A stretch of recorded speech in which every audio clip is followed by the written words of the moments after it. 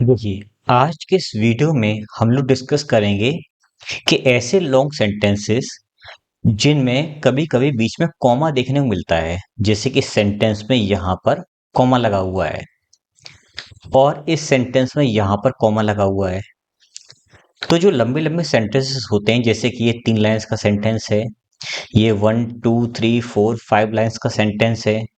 तो ऐसे बड़े-बड़े जो सेंटेंसेस होते हैं, इनके बीच में कॉमा क्यों आता है? अगर आता है तो उसका क्या मीनिंग है और कॉमा नहीं आता तो उसका क्या मीनिंग है? क्या इन दोनों कोई डिफरेंस होगा? हम ये भी देखेंगे। और ऐसे लंबे-लंबे जो सेंटेंस होते हैं, इनको जब कॉमा से अलग किया जाता है, तो इस पूरे के पूरे सेंटेंस में इस कॉमा से अलग हुए सेंटेंस को और जो कॉमा से लिखा हुआ पहला सेंटेंस है, उसका मीनिंग किस तरह से कन्वे होता है। तो ये सारी टेक्निक्स जो हैं, ये हम लोग एक टेक्निक है पार्जिंग। पार्जिंग के थ्रू हम इस चीज को समझने की कोशिश करेंगे। हम बेसिकली सेंटेंसेस को तोड़ेंगे, ब्रेक करेंगे और ये पता करेंगे कि वो यहाँ पर कैसे फंक्शन कर रहा है सेंटेंस, और या फ्रेज है या क्लॉज जो भी कुछ है वो कैसे फंक्शन कर रहा है, क्या काम कर रहा है और क्या मीनिंग कन्वे कर रहा है, हम ये देखेंगे। बेसिकली ये क्वेश्चन जो है अपने एक सब्सक्राइबर ने पूछा है और उनका टेलीग्राम पर मैसेज आया था कि इन सभी के मुझे मीनिंग समझने हैं। मीनिंग का मतलब ये किस तरह से फंक्शन कर रहा है ये कॉमा। तो अगर आप भी कोई क्वेश्चन वगैरह पूछना चाहते हो तो आप मुझसे आप टेलीग्राम है, इंस्टाग्राम है, आप कहीं पर भी जुड़ सकते हो। टेलीग्राम पे जुड़ जाइए, ठीक है, वहाँ पे आपको चीज़ें मिल जाएंगी। आप हमारा उपहार क्लासेस नाम से जो ऐप है उसको डाउनलोड कर सकते हो। वहाँ पर जाकर के आप चीज़ें पूछ सकते हो और कोर्सेज को पढ़ सकते हो। अगर आप कंप्लीट रैनन मार्टिन पढ़ना चाहते हो तो वो कंप्लीट बैच जो है वो ओनली 99 रुपीज़ में आपको मिल जाएगा। अगर आप कंप्लीट एसपी बख्शी का ग्रामर, जिसमें थ्योरी और सभी की सभी एक्सरसाइजेस पढ़ना चाहते हो, तो वो बैच केवल और केवल मैंने 99 में अवेलेबल कर रखा है। तो जाकर के आप वहाँ पर पढ़ सकते हो। तो ऐसे कई सारे क्वेश्चंस इसमें मैंने पिक किए हैं, शायद 3 या 4 हैं। तो उन सबको मैंने यहाँ पर लिया है, उनके सारे क्वेश्चंस को, और मैं यहाँ पर ब्रेक करने की कोशिश करूंगा। अच्छा, दूसरी बात ये है कि मैंने हर एक क्वेश्चन को ब्रेक डाउन करके उसकी थ्योरी भी लिख दी है कि इसमें इसके अंदर क्या हो रहा है, ताकि मैं शायद भूल ना जाऊँ एक्सप्लेन करते समय, इसलिए मैंने ये लिख दिया है। और इसके अलावा ये जो पीडीएफ है जो मैं पढ़ा रहा हूँ, ये आपको अपने टेलीग्राम चैनल उपहार क्लासेस पर मिल जाएगी, जाकर के आप वहां से डाउनलोड उसको कर सकते हो। तो आइए देखते हैं सेंटेंस में क्या से क्या पूछा जा रहा है। द स्टेट गवर्नमेंट, जो राज्य सरकार है, हैड आस्क्ड फॉर, उन्होंने पूछा है, एन एडजॉर्नमेंट ऑफ 2 वीक्स, राज्य सरकार ने कहा है कि 2 हफ्तों का एडजॉर्नमेंट दिया जाए, मतलब 2 सप्ताह का जो है उनको समय दिया जाए। सेइंग, ये कहते हुए, a very important piece of information had to be obtained in the case, राज्य सरकार ने ये कहा है कोर्ट से कि आप हमें 2 सप्ताह की मोहलत और दीजिए, क्योंकि इस केस से रिलेटेड जो जरूरी जानकारी है ना, बहुत महत्वपूर्ण जानकारी जो है उसको कलेक्ट करने में भी थोड़ा टाइम लगेगा। ये सेंटेंस है। अब क्वेश्चन ये रेज होता है कि ऐसे सेंटेंस में यहाँ पर जो कॉमा लगा होता है, बेसिकली यहाँ पर कॉमा था, इसको हटा देते हैं, ये हटा हुआ है, ठीक है। अब यहाँ से मान के चलते हैं, सेइंग के बाद यहाँ लगा है comma, a very important piece of information had to be obtained in the case, ये पूरा का पूरा सेंटेंस आपका कॉमा से अलग है। ये जो पीडीएफ टेलीग्राम पर जब आएगी तो मैं इसमें करेक्शन कर दूंगा, ठीक है, टेंशन मत लीजिए।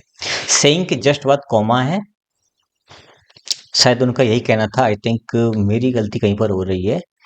हाँ, ये कॉमा यहाँ का पूछा था, ये सेंटेंस का, कि यहाँ पर ये कॉमा क्यों लगा, वो सेंटेंस सही है।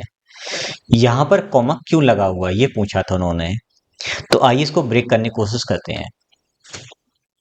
सबसे पहले कॉमा यहाँ पर क्या काम कर रहा है? कॉमा इस सेंटेंस में, जो सेंटेंस ऊपर लिखा हुआ है, इस सेंटेंस में जो कॉमा है वो कॉमा एक डायरेक्ट एड्रेस को इंडिकेट कर रहा है। क्या इंडिकेट कर रहा है? डायरेक्ट एड्रेस को, कि गवर्नमेंट ने सीधे कहा कोर्ट से कि हमें 2 सप्ताह की मोहलत चाहिए, पहली बात।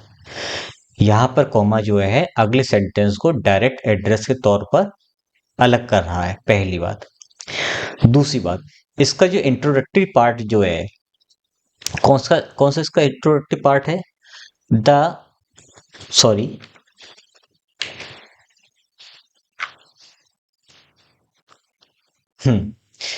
The state government had asked for an adjournment of 2 weeks। ये आपका इंट्रोडक्टरी पार्ट है, या फिर आपका ये पहले लिखा हुआ हिस्सा है। कौन सा वाला हिस्सा? ये वाला। The state government had asked for an adjournment of 2 weeks। ये वाला हिस्सा, ये इंट्रोडक्टरी पार्ट है।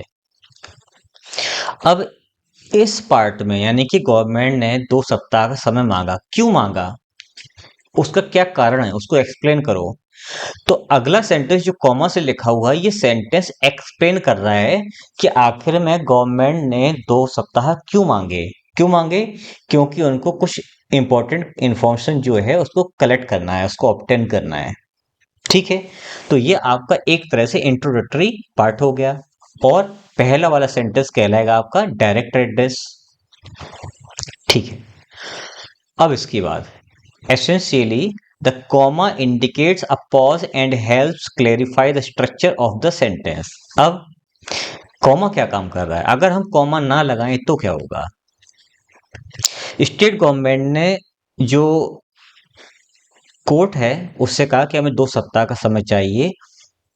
इतना कहने के बाद एक पॉज टाइप का लिया जा रहा है और ये कहा कि, अब ध्यान से सुनना, स्टेट गवर्नमेंट ने 2 सप्ताह का समय मांगा, कहा कि हमें जरूरी इंफॉर्मेशन कलेक्ट करनी है। फिर से सुन लीजिए, स्टेट गवर्नमेंट ने कहा कि हमें 2 सप्ताह का समय चाहिए और हमें जरूरी इंफॉर्मेशन कलेक्ट करनी है। या फिर हम इसको ऐसे कह सकते हैं कि स्टेट गवर्नमेंट 2 सप्ताह का समय मांगा, ये कहते हुए कि उन्हें जरूरी इंफॉर्मेशन कलेक्ट करनी है। एक तरीका ये है। दूसरा है, स्टेट गवर्नमेंट ने 2 सप्ताह का समय मांगा है और ये कहा कि हमें इससे संबंधित, इस केस से रिलेटेड जो है, हमें इंपॉर्टेंट इंफॉर्मेशन निकालनी है। तो जब हम रिदम में कोई बात बोल रहे हैं तो कॉमा नहीं आएगा। अगर हमें बात अपनी सहजता से कहनी है, इजीली कहनी है, ताकि वो चीज मान जाए, पोलाइटली बोलनी है, तो हमें पॉज लेना होता है। कैसे? स्टेट गवर्नमेंट ने 2 सप्ताह का समय कोर्ट से मांगा और कहा कि उन्हें इस केस से रिलेटेड जो है जरूरी इंफॉर्मेशन जो है वो कलेक्ट करनी है, वो एकत्रित करनी है। तो जब हम कॉमा लगाते हैं तो हम इस बात को इंडिकेट करते हैं कि इसको और सहज तरीके से और एम्फेटिकली कहा गया है। इस तरह से हम कॉमा का यूज करते हैं। फिर अगली बात, इस सेंटेंस का स्ट्रक्चर क्या है? ये किस तरह का सेंटेंस लिखा गया है? The sentence contains of two main components. इस सेंटेंस के अंदर 2 महत्वपूर्ण चीजें हैं, 2 इसके पार्ट हैं। पहला, the first part introduces the action taken by the state government requesting an adjournment. पहला पार्ट कौन सा? यहाँ स्टेट गवर्नमेंट से लेकर के और 2 सप्ताह का जो उन्हें और समय चाहिए, ये क्या है? ये मेन एक्शन है। अगर उन्होंने 2 सप्ताह का वो समय और नहीं मांगा होता तो ये फिर कैसे बता पाते कि हमें इससे संबंधित हमें जानकारी और एकत्रित करनी पड़ेगी। भाई ये तभी तो बोलोगे जब आप, इस सेंटेंस का अगले वाले का मतलब ही है कि ये काम अब होने को है, अभी हुआ नहीं है, इसमें समय लगेगा। और समय, अब केस चल रहा है कोर्ट में और आपको समय चाहिए, इसका मतलब है क्या? फिर आपको समय मांगना पड़ेगा। ये वाला भी एक्शन हुआ ही नहीं है, तो ये तो हमें ये कोर्ट से बोलना पड़ेगा। अब कोर्ट से हम कहेंगे थोड़ी ना, हम तो उनसे रिक्वेस्ट करेंगे। तो रिक्वेस्ट की जा रही है 2 सप्ताह की और मांग के लिए, क्या हमें 2 सप्ताह का समय और दिया जाए। और ये हमारा मेन एक्शन है, ये एक्शन है जो गवर्नमेंट सरकार कर रही है ना, स्टेट गवर्नमेंट कर रही है। और जो सेकंड पार्ट है वो रीजन बता रहा है कि वो इस रिक्वेस्ट के पीछे जो रीजन है वो एक्सप्लेन किया जा रहा है, किस रीजन से आपको 2 सप्ताह का समय चाहिए। तो भाई हमें जरूरी इंफॉर्मेशन लानी है इस वजह से। तो पहले पार्ट का ये रीजन भी बताया रहा है, अगला पार्ट जो कॉमा से अलग है। दूसरी बात, वो इम्पोर्टेंट जो इंफॉर्मेशन है उसको ऑब्टेन करना चाहते हैं, इसके लिए उन्हें अब समय चाहिए ही चाहिए, नहीं तो केस में क्लैरिटी अभी नहीं आ पाएगी क्योंकि बहुत सारी चीजें बाकी रह गई हैं। तो रिक्वेस्ट की जा रही है और उस रिक्वेस्ट का इंपॉर्टेंस बताया जा रहा है। तो ऐसे अब क्या निकला इसका मीनिंग? मीनिंग ये निकल रहा है या इसका जो सेंस ये निकल रहा है, ये स्ट्रक्चर ये कह रहा है कि कॉमा लगाना इसलिए जा रहा है ताकि अपनी बात आगे बताई जा रही है, क्लैरिटी लाने के लिए। दूसरी बात, रीजन बताने के लिए हमें कॉमा से उस सेंटेंस को अलग भी करना पड़ रहा है कि हम किस रीजन से पहली बात बोल रहे हैं। ठीक है, फिर अगला, the comma neatly separates these two components making the sentence easier to read and understand। जब सेंटेंस में कॉमा लगता है, अगर आप डेली रीडर हो और डेली आप इंग्लिश के न्यूज़पेपर बुक्स कुछ भी पढ़ते हो तो आपको समझ में आ गया होगा कि कॉमा लगने के बाद किस तरह से फीलिंग आती है, किस तरह से चीजें हमें समझ में आती हैं, इसलिए यहाँ पर कॉमा लगाया गया है। अब ओवरऑल हमें क्या समझ में आया इस सेंटेंस को देख करके कॉमा से? तो समरी इसकी निकल के आती है, the comma provides clarity bye separating distinct parts of the sentence. ये मामला चल रहा था, इसका ये केस से रिलेटेड बात चल रही थी और अगली बात जो केस में अभी आई ही नहीं है उस बात को लाने के लिए एक अलग बात की जा रही है। तो दो अलग अलग चीजों को इंडिकेट करने के लिए भी हमें कॉमा लगाना पड़ेगा। हालांकि दोनों केस से रिलेटेड ही हैं, लेकिन एक केस में चल रहा है और एक केस में अभी चीज आई ही नहीं है। उन दोनों अलग अलग चीजों के बारे में बातचीत हो रही है। तो ये अलग करने पर क्या हो रहा है, allowing the reader to grasp the intended meaning more effectively. Overall चीजों को और अच्छी तरह से समझाने के लिए यहाँ पर कॉमा का यूज किया गया है। ठीक है, कुछ हद तक आपको चीज समझ में आ गई होगी। अब देखते हैं एक सेंटेंस और इसको भी डील करते हैं। अब इस सेंटेंस को पहले पढ़ते हैं फिर देखते हैं इसमें क्या पूछा गया था। The new licence components revolute India's existing license from the RBI, allowing it to function as a category to authorized money exchange dealers। यहाँ पर टू ऐसा वाला आएगा, यहाँ पे टू ये वाला नहीं है। अब क्वेश्चन ये पूछा गया तो सर इस सेंटेंस में यहाँ पर कॉमा क्यों लगा है आरबीआई के जस्ट बाद? हम बिना कॉमा के भी ही तो लिख सकते थे। अब ऐसा हो सकता है कि नहीं हो सकता है, वो हम देखते हैं। पहले इसका एक बार मीनिंग समझने की कोशिश करते हैं। द न्यू लाइसेंस कॉम्प्लीमेंट्स, ठीक है, जो नया लाइसेंस देने की जो प्रक्रिया है, ठीक है, जो जिसको नया लाइसेंस चाहिए उसकी जो प्रक्रिया है, उसके जो कंपोनेंट्स हैं, उसका जो कॉम्प्लीमेंट्स हैं, Revolut existing India's existing licence from RBI. यानी कि जो फिलहाल आरबीआई से वर्तमान में जो उनके प्लान से जो भी बात है, उनकी स्कीम से जो नियम कानून चल रहे हैं, उसमें कुछ ऐसा करेगा जिससे चीजें बहुत अलग स्तर पे बदल जाएंगी और कुछ आसान भी हो सकता है, कुछ सहज भी हो सकता है, कुछ भी हो सकता है। क्या हो सकता है? आगे लिखा हुआ है अलाउइंग, है ना, इट टू फंक्शन। अगर न्यू जो लाइसेंस देने की जो पॉलिसी अगर आती है तो उससे अनुमति मिलेगी या सहजता आएगी, इट टू फंक्शन करने में, काम करने में, as a category two authorised money exchange dealers. जो मनी एक्सचेंज करने वाले जो ऑथराइज्ड डीलर हैं उनको करने में और सहजता आ जाएगी, उनको काम करने में, और या कह सकते हैं कि उन्हें प्रॉब्लम कम होगी। ठीक है, अब आरबीआई के बाद कॉमा क्यों लगा है, आइए देखते हैं। The comma after RBI serves as a comma of a position। अब आरबीआई के जस्ट बाद जो कॉमा लगा हुआ है वो किस तरह से फंक्शन कर रहा है ये फ्रेज, तो ये जो है ए पोजीशन का काम कर रहा है।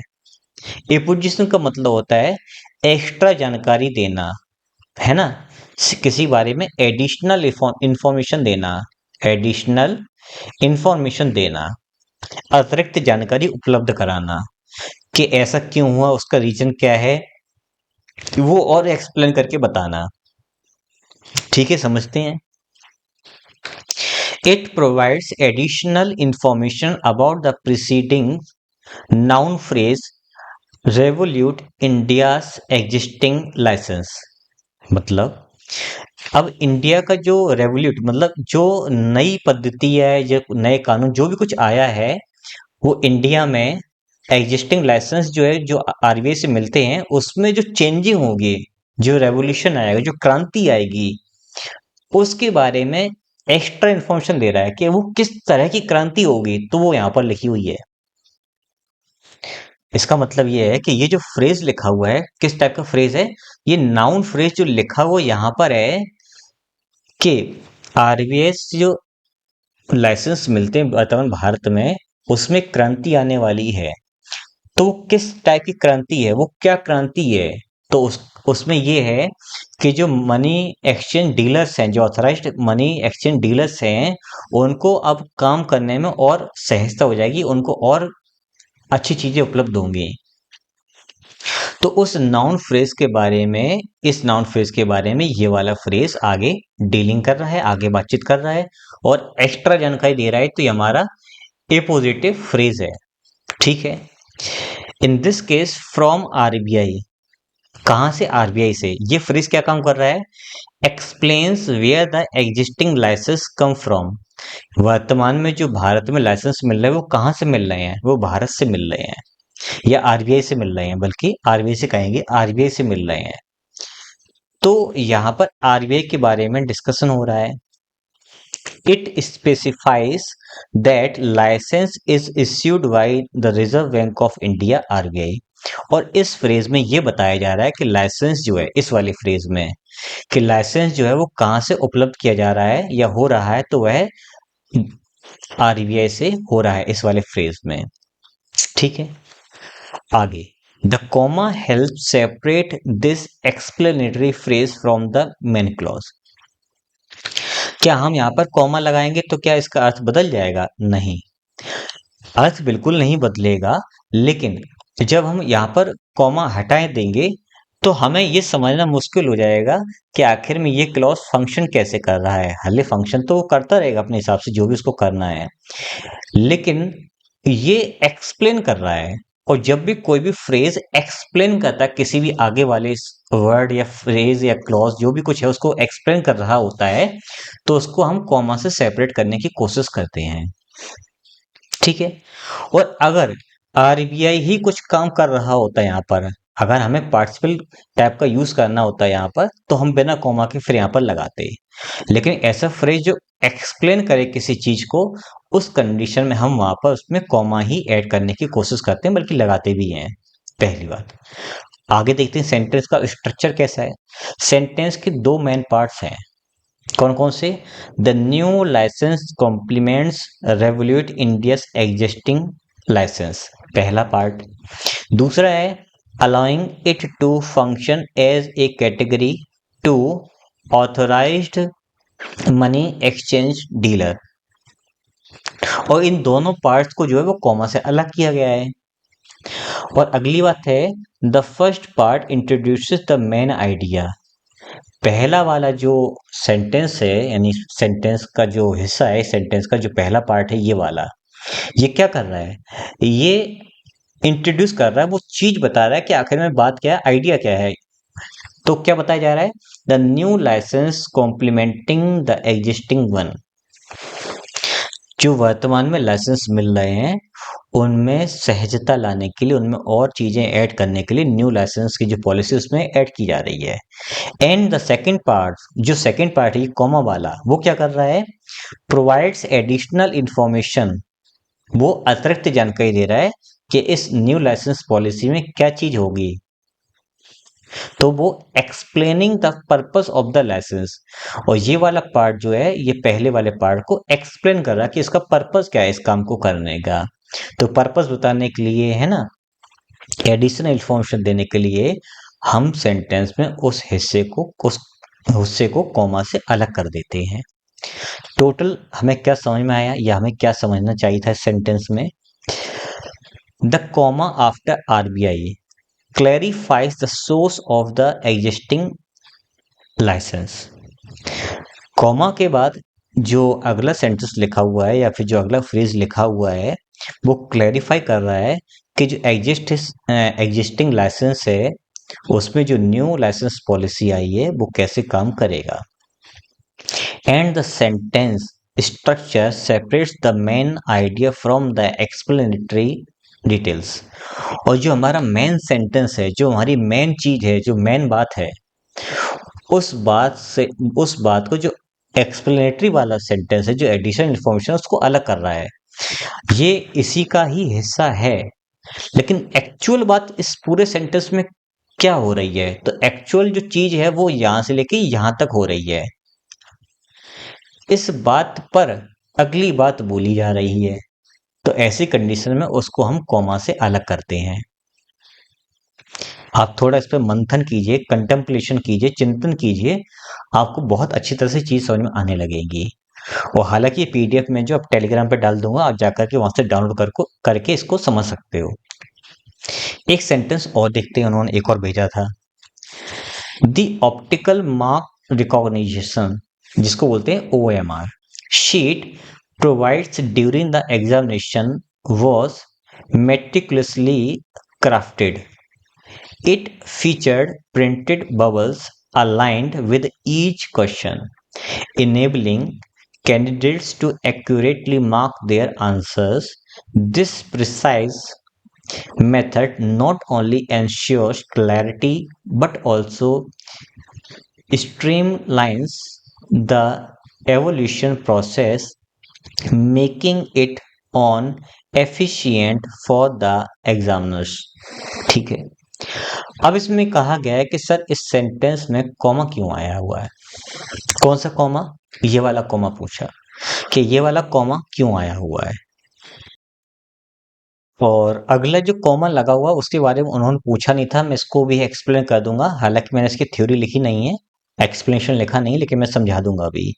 जो पहला सेंटेंस हमने देखा था, ठीक वही आप मान लो, जो पहले सेंटेंस का एक्सप्लेनेशन था वही यहाँ पर लिखा हुआ है, पॉज वाला सेंस यहाँ पर दे रहा है।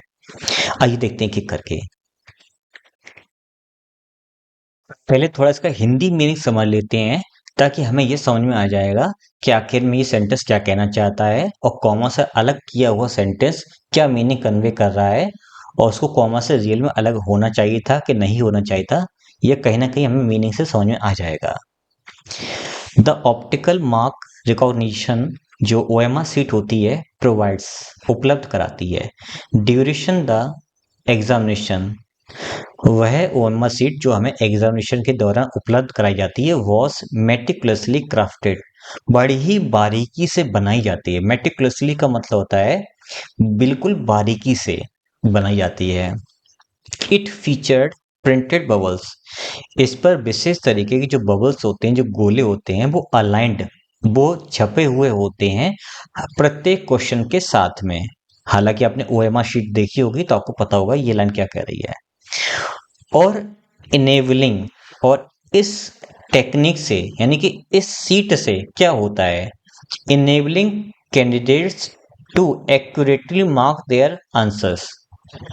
और इस तरह की जो टेक्निक है या जो बबल्स होते हैं, जो OMR सीट होती है, उसकी वजह से कैंडिडेट्स को ये सहजता उपलब्ध होती है, या उन्हें एक तरीके से परमिशन नहीं कहेंगे, बल्कि उन्हें ये चीज उपलब्ध होती है कि वे अपने आंसर्स को बिल्कुल एक्यूरेटली, बिल्कुल करेक्टली, सही तरीके से अपने आंसर्स को मार्क कर सकें, उसको सर्कल से काला कर सकें। दिस प्रिसाइज मेथड, ये जो प्रिसाइज मेथड है, नॉट ओनली एंश्योर्स क्लैरिटी, ना सिर्फ ये क्लैरिटी लाता है बल्कि स्ट्रीमलाइंस द एवोल्यूशन प्रोसेस, और जो मूल्यांकन की जो प्रोसेस है उसको भी आसान बना देता है, उसको बिल्कुल सही से कर देता है। Making it more efficient for the examiners, और जो एग्जामिनर्स हैं, जो परीक्षक हैं, उनके लिए काफी ज्यादा ये एफिशिएंट बना देता है। अब मेरा क्वेश्चन आपसे एक ये है कि making it more efficient for the examiners, examiners के लिए ज़्यादा एफिशिएंट बन जाता है। कौन बन जाता है, क्या बन जाता है? देखिए इस पूरे सेंटेंस में, ये काफी लंबा सेंटेंस है, इस पूरे के पूरे सेंटेंस में केवल एक ही चीज के बारे में बात हो रही है, वो है ओएमआर शीट। किसके बारे में बात हो रही है? OMR sheet. घुमा फिरा के इसी के बारे में बात हो रही है, चाहे उस पर वर्ड्स प्रिंट हों और चाहे बच्चे एक्यूरेटली उसको मार्क कर सकें, और जो प्रिसाइज मेथड इसमें एवोल्यूशन आराम से हो जाता है, टीचर्स को सहजता मिलती है, उनको आसानी हो जाती है। ये सारी बातें किसके लिए हैं? सारी बातें ओएमआर शीट से ही रिलेटेड हैं। इसका मतलब कॉमा से, बिना कॉमा से, या अगला सेंटेंस कुछ भी लिखा हुआ होगा वो ओएमआर शीट पर ही बेस्ड होगा, वो सेंटेंस या फ्रेज जो भी कुछ है। तो देखिए इसमें जो कॉमा यूज हुआ है पहला वाला, ये वाला, वो कॉमा ऑफ एपोजिशन है। एपोजिशन का मतलब क्या होता है? अभी मैंने बताया था, एडिशनल इंफॉर्मेशन देना। जो मैं समझा रहा हूँ केवल उतना ही समझना, एक बार में आपको समझ में आ जाएगा, बाकी आप सेंटेंस पूरा पढ़ना अधूरा पढ़ना वो आपके ऊपर है। OMR sheet, OMR sheet enabling की जगह इनेबल से मान लो, कुछ भी मान लो, इनेबलिंग। ओएमआर शीट का क्या काम होता है? जो हमें बहुत ही अच्छी तरह से दी जाती है एग्जामिनेशन में, बहुत अच्छी तरह से बनी होती है, इस पर बॉल्स प्रिंट होते हैं हर क्वेश्चंस के आगे, जिससे बच्चों को क्वेश्चन को मार्क करने में सहजता होती है, आराम से वो कर सकते हैं आसानी से, सही तरीके से। अब इसमें क्या किया जा रहा है? The OMR sheet given in the examination was carefully designed with printed bubbles corresponding to each questions। यहां से लेकर के और यहां तक, क्या मतलब इसका निकला? यही तो निकला है कि जो ओएमआर शीट है जो कि एग्जामिनेशन दी जाती है वो केयरफुली डिजाइंड होती है, जिस पर प्रिंटेड बबल्स प्रिंटेड होते हैं करस्पॉन्डिंग टू ईच क्वेश्चन, और वो बबल्स जो होते हैं, जो सर्कल्स होते हैं, वो हर क्वेश्चन के बगल में प्रिंट होते हैं। इतना ही तो सब मतलब की बात लिखी है। अब ये चीज जो यहां से लेके यहां तक बात लिखी हुई है, इसको आगे एक्सप्लेन किया गया है। allowing candidates to mark their answers precisely and facilitating efficient evaluation। और इस चीज से, जिससे आंसर भी करेक्टली दिया जा सकता है, आराम से दिया जा सकता है, सही तरह से दिया जा सकता है, वो एवेल्यूशन जो होते हैं, जो मूल्यांकन होते हैं, उनमें भी आसानी ला देते हैं। ठीक है, यही तो सेंटेंस है। आगे देखिए इसमें जो फ्रेज लिखा हुआ है, कौन सा वाला? allowing candidates to mark their answers precisely and facilitating efficient evaluations। ये क्या कर रहा है? ये एडिशनल इंफॉर्मेशन दे रहा है। क्या इंफॉर्मेशन दे रहा है? एडिशनल इंफॉर्मेशन देने की कोशिश कर रहा है। किसके बारे में? ये फ्रिज किसके बारे में दे रहा है? ये ओएमआर शीट के बारे में एक्स्ट्रा जानकारी दे रहा है। बल्कि ओएमआर शीट ना कह करके अगर हम ऐसे समझे, the OMR sheet given in the examination, ये पूरा फ्रेज मान लो कि वह एग्जामिनेशन शीट जो ओएमआर शीट जो एग्जामिनेशन में दी जाती है वो ये काम करती है। इसका मतलब कि यहां पर जो है एक्स्ट्रा इंफॉर्मेशन दी जा रही है। अब वही चीज यहां पर लिखी हुई है कि enabling candidates to accurately mark their answers. ठीक है, तो ये ओएमआर शीट जो बहुत अच्छी तरह से बहुत अच्छी तरह से बनी होती है, जो कि एग्जामिनेशन दी जाती है, उस पर ये सब चीजें होती हैं, वो ये काम करती है। तो ये एडिशनल इंफॉर्मेशन दी जा रही है इस ओएमआर शीट के बारे में। ठीक है, अगली बात, this explanatory phrase explains the purpose और function of the OMR sheet. ये वाला जो फ्रेज है, ये वाला, ये जो है, ये क्या कर रहा है? पर्पस बता रहा है ओएमआर शीट का, और फंक्शन भी बता रहा है कि कैसे काम करता है। फंक्शन तो आगे भी लिखा हुआ है, पर्पस बता रहा है बेसिकली कि ये किस तरह से काम करती है OMR sheet. Comma helps separate this additional information from the main clause. अब कुछ लोगों का ये भी क्वेश्चन हो सकता है कि सर ये फ्रेज जो है वो मेन क्लॉज यानी कि जो ओएमआर शीट है उसके बारे में लिखा हुआ है, फिर ये इतनी दूर क्यों लिखा हुआ है? इतनी दूर। ये चाहते तो फिर ऐसा भी कर सकते थे, enabling candidates to accurately mark their answers, यहां लिख देते तो क्या हो जाता। बात ठीक है सारी, लेकिन है क्या कि उन्होंने उन्हें ये बताना था कि ओएमआर शीट जो एग्जामिनेशन के दौरान दी जाती है वो बहुत ही बारीकी से ध्यान की जाती है। इस पर प्रिंटेड बबल्स भी होते हैं हर क्वेश्चन के साथ में। इतनी पूरी के लिए उन्होंने एक साथ लिख दिया ताकि थोड़ी अच्छी तरह से और समझ में आ जाए कि ओएमआर शीट पर क्या होता है। उसको थोड़ा इन्होंने और एक्सप्लेन कर दिए एक सेंटेंस से। ये राइटर के ऊपर डिपेंड करता है कि किसको ए पोजीशन में रखना है, किसको सेंटेंस की तरह यूज करना है, वो उसके ऊपर डिपेंड करता है। ये लिख करके मत रख लीजिए कि जो एपोजिटिव फ्रेज या क्लॉज या जो भी वर्ड वगैरह वो नाउन के जस्ट बगल में आएगा, ऐसा नहीं है। आप चाहें तो उसको एक अलग जगह प्लेस कर सकते हैं, वो आप पढ़ते ही समझ में आ जाएगा ये चीज एडिशनल इंफॉर्मेशन दे रहा है। ये कब समझ में आएगा, जब हमारी रीडिंग अच्छी होगी, क्योंकि पढ़ते जैसे हम हिंदी पढ़ते हैं तो पढ़ते पढ़ते हमें समझ में आ जाता है कि ये सेंटेंस कहाँ के बारे में बात कर रहा है, ये फ्रेज कहाँ के बारे में बात कर रहा है, और वह है यह है ये वो जो भी प्रोनाउंस हैं ये किसके बारे में यूज हो रहे हैं। ऐसे ही जब इंग्लिश पढ़ते पढ़ते हमें प्रैक्टिस हो जाती है तो हमें समझ में आने लगता है कि हाँ ये बात इस वाले शब्द के लिए या इस वाले सेंटेंस के लिए भूली जा रही है। वही मैं समझाना चाहता हूँ कि इस वाले सेंटेंस को थोड़ा और एक्सप्लेन करने के लिए उन सेंटेंस से लिख दिया। फिर एक यहाँ पर उन्होंने कॉमा से सेंटेंस को जोड़ दिया, बल्कि फ्रेज को जोड़ दिया, ताकि ये पर्पस और बता सके उस चीज का। क्लियर। तो यहाँ पर ये एडिशनल इंफॉर्मेशन दे रहा है, ये ए पॉजिटिव फ्रेज है। अब आते हैं फंक्शन के बेस पर कौन क्या काम कर रहा है। और अभी ये वाला तो बात छूट ही गई है कि ये कॉमा क्यों लगाया। अभी मैं बताता हूँ आपको।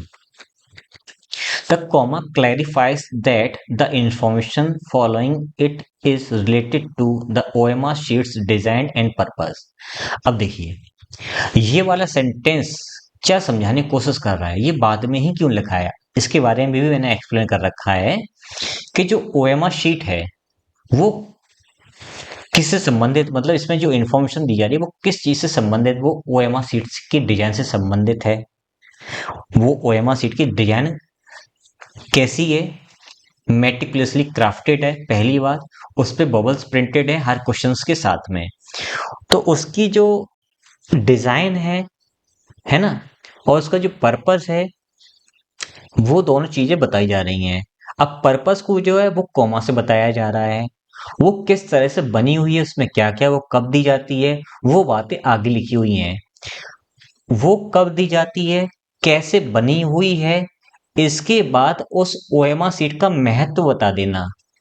महत्व का मतलब एडिशनल इंफॉर्मेशन दे देना। ये जब हम लास्ट में लगाते हैं तो बहुत ज्यादा क्लैरिटी आ जाती है उस फ्रेज में, उस क्लॉज में, कि हाँ ये इस तरह से यूज की जाती है, इसका ये पर्पज होता है। तो इस चीज की क्लैरिटी लाने के लिए जब हम कॉमा लगाते हैं तो हमें एक बार समझ में आ जाता है कि हाँ ये एक्स्ट्रा इन्फॉर्मेशन दे रहा है। ये तरीका होता है एक लिखने का। देखिए सेंटेंस जो होता है वो नॉन लिविंग होता है, सेंटेंस में जान नहीं होती है। हम सेंटेंसेस में जान कैसे ला सकते हैं, हम सेंटेंसेस में हम ऐसे सेंटेंसेस यूज करें जिसके जो एक अलग टाइप का फीलिंग कन्वे करता हो। हम वर्ड्स को प्लेस कर सकते हैं आगे पीछे बीच में, ताकि वो वर्ड फोकस में आ जाए, वो चीज समझ में आ जाए और वो अपना एक अलग ही मीनिंग सही से कन्वे करे जो मैं समझाना चाहता हूँ। या मैं एक ऐसा वर्ड यूज करूं उस जगह पर जो एग्जैक्टली वैसे ही फीलिंग कन्वे करता हो। इसके अलावा जो पंक्चुएशन मार्क्स होते हैं ये भी फीलिंग्स से और ग्रामेटिकल स्ट्रक्चर से रिलेटेड होते हैं, तो इनका भी यूज जो है हम करते हैं अपनी बात को समझाने के लिए। तो अपनी बात को एक नॉन लिविंग लिविंग को कुछ बात समझाना चाहता है। ये नॉन लिविंग सेंटेंस एक लिविंग पर्सन, एक जीवित इंसान को कुछ समझाना चाहता है, तो उसके अंदर तो जान ही नहीं है। फिर हम सेंटेंस से, वर्ड से, पंक्चुएशन से और भी तरीके उनसे हम खेलना शुरू करते हैं, ये उनका हम प्रॉपरली यूज करना शुरू करते हैं ताकि ये निर्जीव चीज एक सजीव तरीके से मैसेज सामने वाले को कन्वे करे जो मैं समझाना चाहता हूँ। इसलिए कॉमा कहाँ लगेगा, कैसे लिखा जाएगा, किस टाइप का फ्रेज यूज किया जाएगा, किस टाइप के वर्ड्स यूज किए जाएंगे, किसको कैपिटल में, किसको स्मॉल में, किसको ब्रैकेट में, कहाँ कैसा लिखा जाएगा, इन तरीकों से ही हम ज्यादा से ज्यादा क्लैरिटी सामने तक पहुंचा पाते हैं कि हम आखिर में कहना क्या चाहते हैं। मुझे उम्मीद है ये बात आपको अच्छी तरह समझ में आ गई होगी कि ये सेंटेंस, ये फ्रेज जो है, ये यहाँ पर ही क्यों लिखा गया है, ये पहले क्यों नहीं लिखा है। इसको आप 3-4 बार पढ़ना सेंटेंस को, आपको एक बार में समझ में आ जाएगा कि हाँ, इस तरह से इसमें यूज किया गया है। आगे, it it's readability by indicating a pause and distinguishing between different parts of the sentence। मतलब जब हम यहाँ पर कॉमा लगा देते हैं तो हम रुक जाते हैं। रुकने का मतलब क्या है कि अब अगले सेंटेंस को अलग तरह से पढ़ना है, इसको इससे ही मत जोड़िए। ये कॉमा क्या कहना चाहता है, अगर हम कॉमा न लगाते तो हम ये समझ लेते कि ये क्वेश्चंस जो हैं यही इनेबल करते हैं, फिर तो ये आपका पार्टिसिपल बन जाता, पार्टिसिपल फ्रेज बन जाता। लेकिन ये सेंटेंस तो इस क्वेश्चंस के बारे में, यानी कि ये फ्रेज जो इस क्वेश्चन के बारे में तो इंडिकेट ही नहीं कर रहा है, ना ही इसके बारे में डिस्कशन कर रहा है। अब इसको पार्टिसिपल फ्रेज ना बना करके हम इस फ्रेज का एपोजिटिव तरह से यूज करना चाहते हैं, या एपोजिटिव टर्मिनोलॉजी अब छोड़ दो। मैं ये चाहता हूं कि ये फ्रेज जो है इस क्वेश्चन के बारे में इंडिकेट ना करके इसके पहले जो बातचीत लिखी है उनमें जो जरूरी चीज है जिसके बारे में बातचीत हो रही है उसके बारे में डिस्कस करे, उसके बारे में इंडिकेट करे। तो जो समझदार इंसान होगा वो ऑलरेडी समझ जाएगा कि ये फ्रेज किसके बारे में बातचीत कर रहा है। तो अब मुझे ये बात समझानी है कि ये फ्रेज इसके लिए ना यूज हो करके इसके पहले जितना बड़ा सेंटेंस ये जो कुछ भी लिखा है, जिसके बारे में बातचीत हो रही है उसी के बारे में लिखा हुआ है, उसके लिए फिर हमें कॉमा यूज करना पड़ेगा। ठीक है, जहां तक उम्मीद कर रहा हूं आपको समझ में आ गया होगा। अब इसके बाद एक सेंटेंस और देखते हैं, लेकिन उससे पहले एक बात छूट गई, यहां पर कॉमा। ये कॉमा क्यों आया देख लेते हैं। This precise method not only ensures clarity. ये जो प्रिसाइज जो मेथड है ये ना सिर्फ इंश्योर करता है, क्लैरिटी लाता है, बल्कि stream lines the evolution process.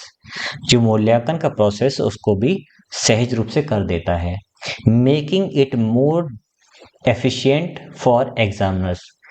बल्कि ये कहा जाए कि एग्जामिनर्स के लिए और सहजता आ जाती है। बल्कि और कहा जाए, जो मैंने हिंदी में बोला है इसकी इंग्लिश यहाँ पर कहीं भी नहीं लिखी हुई है। इसका मतलब ये है कि इस सेंटेंस के बाद मुझे एक अगली बात बोलनी थी, ये इसको और अच्छी तरह समझाना था कि हाँ ऐसा और ये भी हो सकता है। तो अगर मैं बिना कॉमा के लिखता तो आप रुक करके उस बात को अलग तरह से नहीं सोच पाते। हालांकि जो होशियार होते हैं उनके लिए तो फिर पंक्चुएशन मार्क को अपने दिमाग में ही वो लगाने लगते हैं, वो समझ जाते हैं। लेकिन जब हमें चीजें कम आती हैं समझ में तो हम क्या समझ कोशिश करते हैं कि कॉमा लग गया तो ये कुछ और भी एडिशनल बात कर रहा है। तो यहाँ पर पॉज लेकर के और ऐसा भी होता है, ऐसा भी हो सकता है, इस तरह से जब सेंस निकालते हैं तो फिर कॉमा लगाना पड़ता है। तो क्या मतलब निकला कि प्रिसाइज मेथड जो है ना सिर्फ क्लैरिटी लाता है बल्कि जो मूल्यांकन है उसमें आसानी लाता है, और यहाँ तक कि एग्जामिनर्स को जो है उनके लिए भी ये चीज़ें आसान कर देता है। और यहाँ तक कि और ऐसे और इसके अलावा ऐसी जो चीज़ें होती हैं उनको ना लिख करके हम कॉमा लगा देते हैं तो कन्वे हो जाता है। ठीक है, तो उम्मीद करता हूँ चीज़ आपको समझ में आई होंगी। एक सेंटेंस और देखते हैं और इसके बाद एक सेंटेंस और होगा। ठीक है, देखिए, Justice BR Gavai asked the West Bengal government. हो सकता है शायद मैं इसको सही से प्रोनाउंस न किया हो, तो आप देख लें इसका प्रोनाउंसिएशन क्या है। तो जस्टिस जो BR हैं उन्होंने कहा वेस्ट बंगाल गवर्नमेंट से, पश्चिम बंगाल सरकार से, represented by senior advocates AM Singhvi and Jaideep Gupta. छोटा सा सेंटेंस है। कहा गया है कि सर यहाँ पर कॉमा क्यों लगाया गया है। देखिए, इस सेंटेंस में बहुत ही छोटा सा है, इसमें ज़्यादा अर्थ निकाल भी नहीं सकते हैं, कि जस्टिस बी आर ने कहा है वेस्ट बंगाल गवर्नमेंट से, represented by senior advocates A M Singhvi and Jaideep Gupta. Represented कौन है? सीनियर एडवोकेट दो लोग हैं यहाँ पर, उनसे कहा है, यानी कि जो रिप्रेजेंटेटिव हैं, जो प्रतिनिधित्व करता है दो अलग अलग लॉयर्स, तो उनके सामने कहा है वेस्ट बंगाल से कुछ मांगा होगा। सेंटेंस पूरा लिखा हुआ नहीं है तो जस्टिफाई करना काफी मुश्किल हो जाएगा, फिर भी मैं कोशिश मैंने की है, तो आइए देखते हैं। यहाँ पर जो फ्रेज है रिप्रेजेंटेड बाय सीनियर एडवोकेट्स, और दोनों लोगों के अलग अलग नाम, ये जो फ्रेज है explains who and what the government, the West Bengal government is in this context. यहाँ पर ये तो जो लोग आए हैं, यानी कि ये जो फ्रेज आया हुआ है, ये फ्रेज एक्सप्लेन कर रहा है। क्या एक्सप्लेन कर रहा है यहाँ पर? हु, कौन और क्या। The West Bengal government is in this context, मतलब इस कॉन्टेक्स्ट में कौन और क्या है। इस सेंटेंस में, छोटा सेंटेंस है, पूरा सेंटेंस होता तो थोड़ा और समझ में आ जाता, लेकिन फिर भी मैंने कोशिश की कि यहाँ पर ये हो सकता है कि ये फ्रेज ये एक्सप्लेन कर रहा है कि कौन और क्या वेस्ट बंगाल गवर्नमेंट से रिलेटेड यहाँ पर हैं। तो वेस्ट बंगाल गवर्नमेंट से जो रिप्रेजेंटेटिव आए हैं, जो उसका प्रतिनिधित्व कर रहे हैं, उनके लिए, उनके उस गवर्नमेंट के लिए दो लोग आए हैं। कौन कौन? एक ये सीनियर एडवोकेट आए हैं और एक ये आए हुए हैं यहाँ पर, ठीक है। ये रिप्रेजेंट कर रहे हैं आपकी गवर्नमेंट को। It provides additional information about the governments representation. Government के बारे में ये इंफॉर्मेशन दे रहे हैं कि पश्चिम बंगाल गवर्नमेंट के लिए कौन आया हुआ है, कौन उसके लिए बातचीत कर रहा है। तो उनके लिए दो अलग अलग लोग बातचीत कर रहे हैं।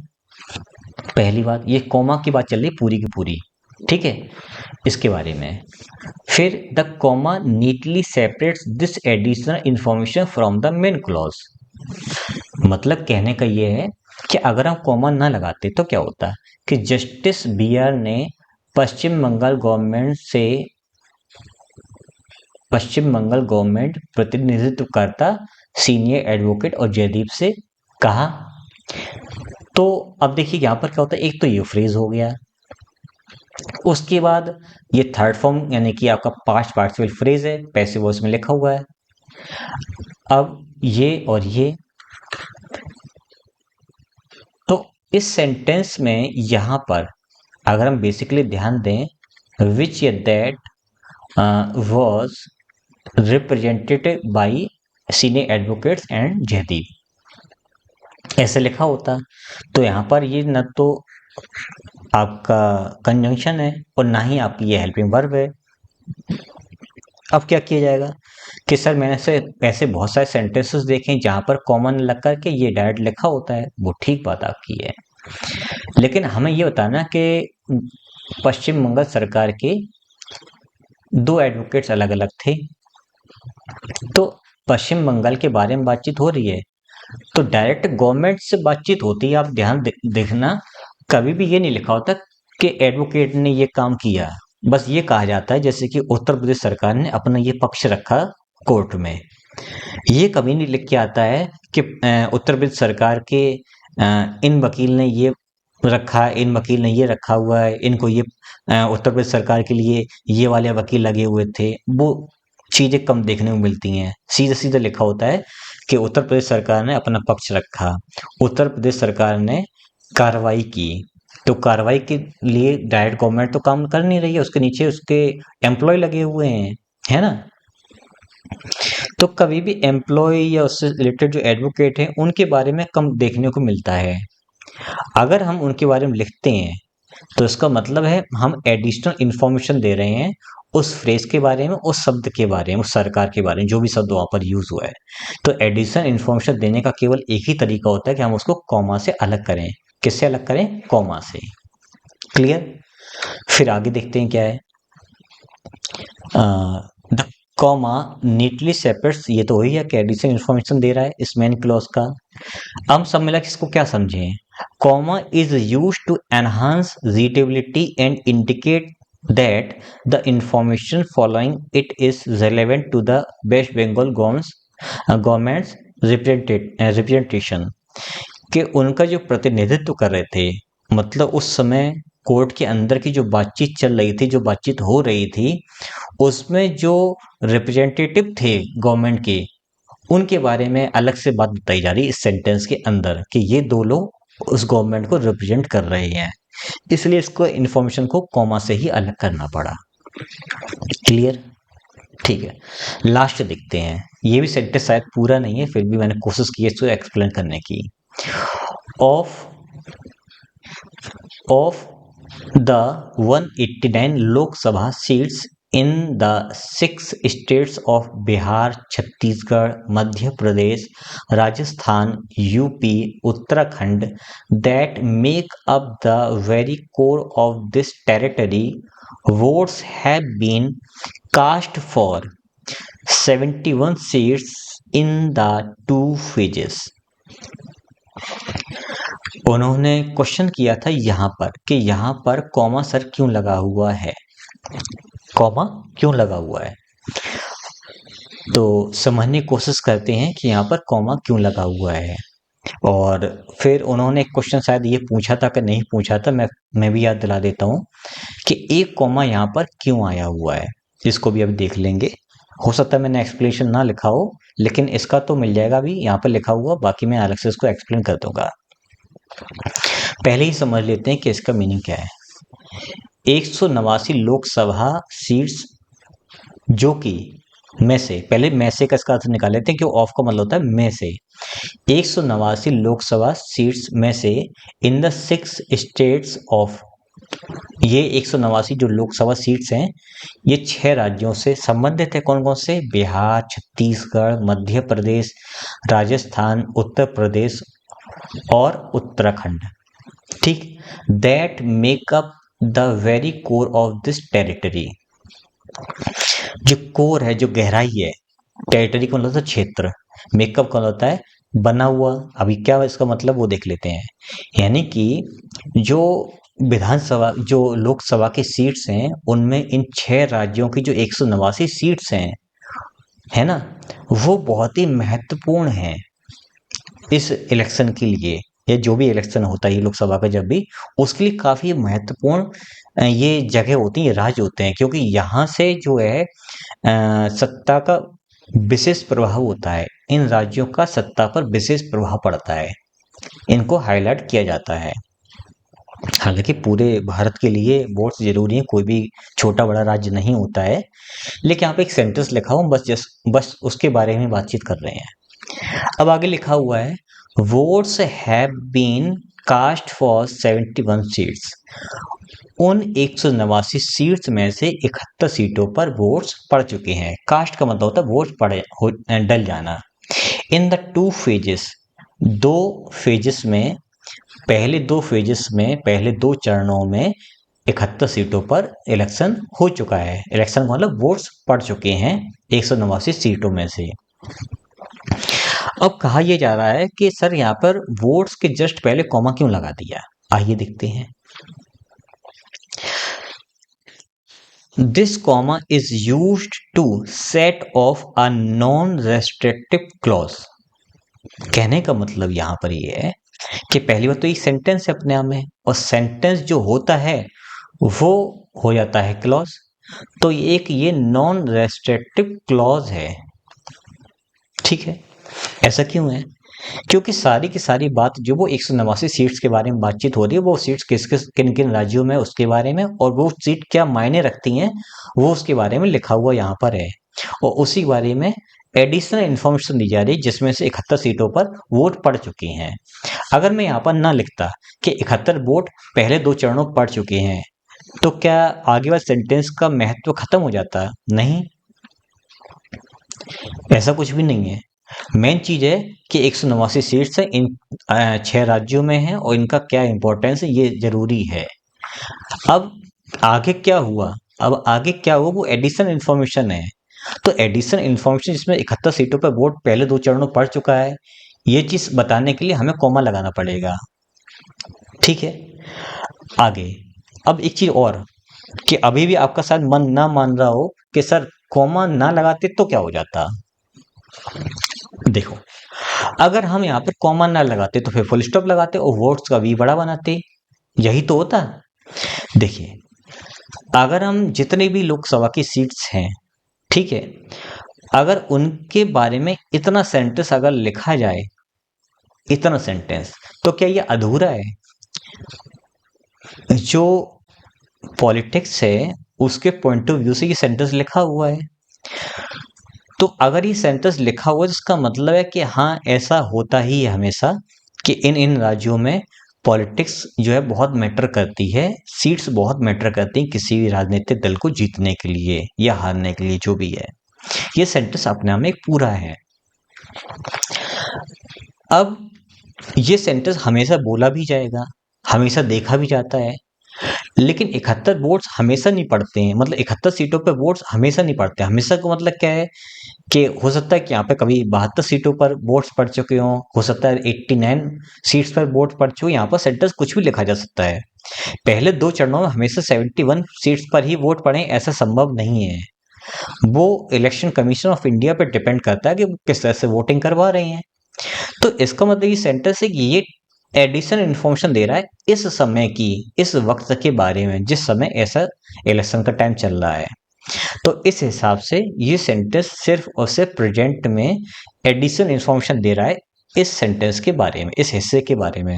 सेंटेंस तो ये पूरा एक ही है, ठीक है। तो जो मैं समझा रहा था वही नीचे मैंने लिख दिया है कि जो फ्रेज है यहाँ पर, या जो ये क्लॉज है, votes have been cast for 71 seats provides additional information, ये अतिरिक्त जानकारी उपलब्ध करा रहा है प्रीसीडिंग नाउन फ्रेज, इसके जस्ट पहले जो नाउन फ्रेज लिखा हुआ है, the 89 Lok Sabha seats in the 6 states, बाकी उत्तराखंड तक, इस फ्रेज के बारे में ही एडिशनल इंफॉर्मेशन दे रहा है कि इससे संबंधित क्या चीज हो चुकी है। Information is not essential to the main meaning of the sentence, it simply adds context, सिर्फ और सिर्फ ये आगे का कॉन्टेक्स्ट लिखा हुआ है, संदर्भ लिखा हुआ है। Comma indicates that the clause can be removed without affecting the core message. वही मैंने बोला है कि यहां से यहां तक का सेंटेंस जो ये लिखा हुआ है, अगर इसको हटा दिया जाए तब भी ये सेंटेंस अपने आप में कंप्लीट मीनिंग कन्वे कर रहा है, और ये बराबर ऐसे ही काम करता है। यानी 89 जो सीट्स हैं वो हर राज्य, जो 6 राज्यों में इतनी ही रहती हैं, इनमें कम ज़्यादा नहीं होती हैं। वोट्स कम या ज़्यादा आगे पीछे वो हो सकते हैं सीट्स के हिसाब से, क्या जितने पड़ गए इतने बाकी रहे, वो चीज़ अलग है। तो ये एडिशनल इंफॉर्मेशन ही दे रहा है, votes have been cast for 71 seats, इस तरह से। अब अगला क्वेश्चन ये है कि कॉमा के पहले फिर, सॉरी, जो in the first two phases, इसके पहले कॉमा क्यों लगाए, इसका भी रीजन देख लो, मैंने लिख दिया है। This comma separates an introductory prepositional phrase from the main clause. Main clause का मतलब क्या है? मेन क्लॉज का मतलब जो मेन अपना फ्रेज है, उस फ्रेज से इसको अलग किया जा रहा है। ऐसा क्यों किया जा रहा है? देखिए, the phrase in the two phases provides details about when the votes were cast. ये फ्रेज ये बता रहा है कि वोट्स कब पड़े हैं, वोट पड़े हैं शुरुआत के 2 चरणों में। It sets the temporal context for the action describe in the main clause. Main clause का मतलब जो फ्रेज है, जो फ्रेज है उसमें यह बताया जा रहा है कि ये काम कब हुआ, शुरुआत के 2 चरणों में। एडिशनल इंफॉर्मेशन है, जैसे कि एक सेंटेंस में लिख के बताता हूँ फिर आपको समझ में आएगा। After a long day at work, काम पर पूरे बहुत लंबे समय तक दिन में काम करने के बाद, I like to relax with a good book, मैं एक अच्छी किताब पढ़ता हूँ, उसके साथ समय बिताता हूँ, इससे मुझे रिलैक्स मिलता है, ये मेरी चॉइस है या मुझे अच्छा लगता है। कब अच्छा लगता है बुक पढ़ना मुझे? जब मैं पूरे दिन थक जाता हूँ काम करते करते, फिर उसके बाद मैं रिलैक्स करने के लिए एक अच्छी किताब पढ़ता हूँ। तो ऐसा क्या हुआ, अब समझिए। बेसिकली अगर मैं यहाँ पर कॉमा नहीं लगाता तो भी कोई प्रॉब्लम नहीं थी, लेकिन मैं फिर से बता रहा हूँ, यहाँ पर कॉमा इसलिए आ गया है क्योंकि एडिशनल इंफॉर्मेशन थी। अब जितनी भी, यानी कि यहाँ से लेके और यहाँ तक के फ्रेज के लिए, यहाँ से लेके यहाँ तक के फ्रेज के लिए जो भी बात लिखी जाएगी वो अगली एडिशनल होगी। अब अगली बात जब लिखी तो एडिशनल के लिए हमने यहाँ पर कॉमा लगा दिया, तो फिर ये भी तो एडिशनल इंफॉर्मेशन ही तो है इस सेंटेंस के लिए, इसलिए इसको भी कॉमा से अलग कर दिया गया है। हालांकि आप कॉमा हटा दोगे तो भी कोई प्रॉब्लम नहीं है। किसके लिए? इस वाले सेंटेंस में अगर आप ये वाला कॉमा हटा दो तब भी कोई प्रॉब्लम नहीं है। हालांकि मैं ये राइटर ये समझाना चाहता है, ये जो लिखने वाला इंसान है, ये बस ये समझाना चाहता था कि कॉमा से कि इतना वर्ड्स पढ़ चुका है और ये कब पढ़ चुका है, ये बस उन्हें बताने के लिए बता दिया है। लेकिन मेन जो बात है, जो इस सेंटेंस का जो मेन फोकस है, वो इस वाले फ्रेज पर है कि ये चीज़ ज़्यादा ज़रूरी है। अब इससे संबंधित क्या क्या काम हुआ है वो एडिशनल इन्फॉर्मेशन है। अब उन सारी की सारी एडिशनल इन्फॉर्मेशन को अलग करने के लिए हम कॉमा लगाएंगे। तो पहली बात यहाँ से लेके यहाँ तक खत्म हो गई थी कि भाई 6 राज्यों की सीट इतनी इतनी है, तो किसी ने बताया कि इसके तो वोट्स पड़ चुके हैं 71 सीटों पर। तो फिर मैंने कहा भाई कब पड़े हैं, तो उसने कहा कि शुरुआत के 2 चरणों में पड़ चुके हैं। तो देखिए उसने 2 बार अलग अलग चीजें बताई हैं, या एक साथ ही बता सकता है, लेकिन 2 वो अलग अलग चीजें होंगी, इसलिए इसको कॉमा से अलग किया गया है।